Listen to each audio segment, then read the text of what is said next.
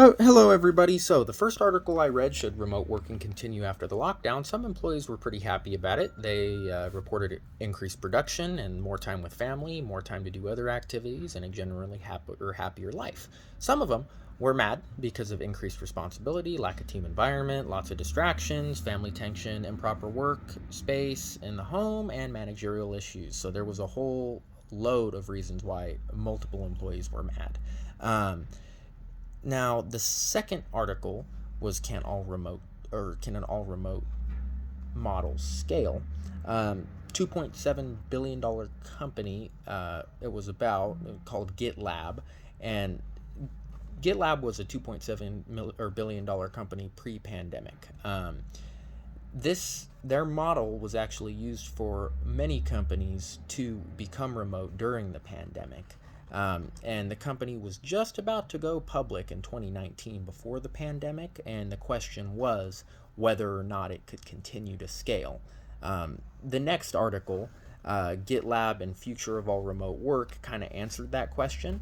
They figured out kind of quickly it was either all or nothing. The hybrid models had a lot of issues.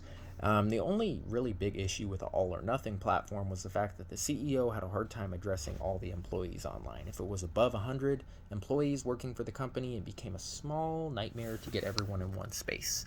Or just reach out to everyone individually was even more difficult instead of, just having an office where you could walk in and talk to folks.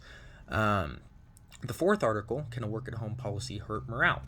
So, as mentioned in other articles, it increased productivity drastically. Some workers in the office, however, were mad because some guys got to work from home and some didn't. They felt like they were put at a disadvantage.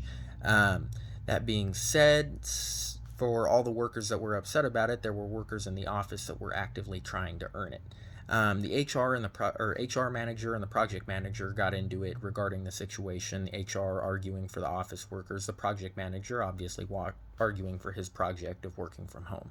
The end of the situation really became just the two going at it in the presence of the CEO. The fifth article, MD Solutions working from home.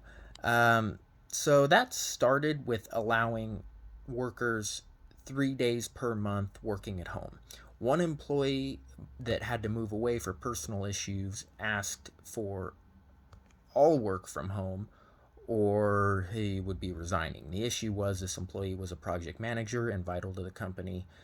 So it made some waves. And unfortunately, the end of it kind of fizzled out in bureaucracy.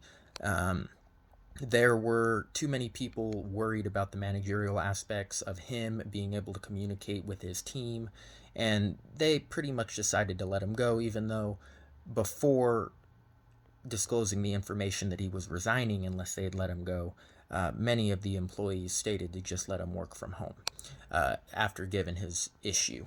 The sixth article, let's see here.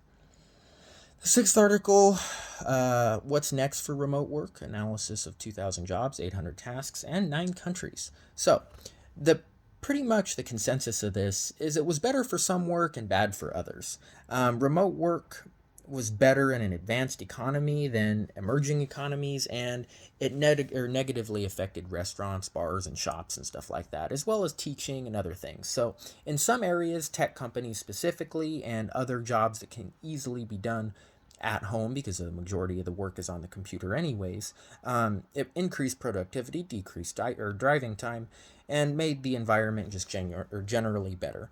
But for people like teachers and coaches and counselors and stuff like that, it kind of decreased from the value of their work because it was less effective than an in-person setting.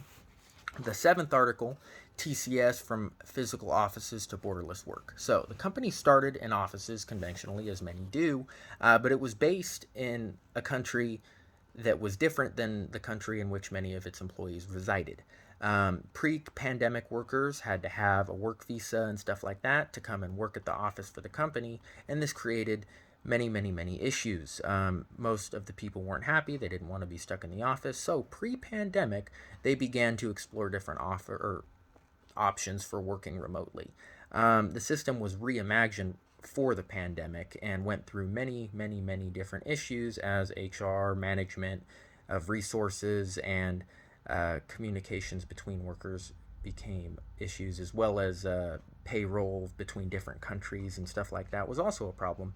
But they did overcome these issues, and workers were generally happier after the fact. They created something called the 25-25-25 model, where executives were all in the office, but anyone, reps, consultants, and stuff like that, they were allowed to work from home.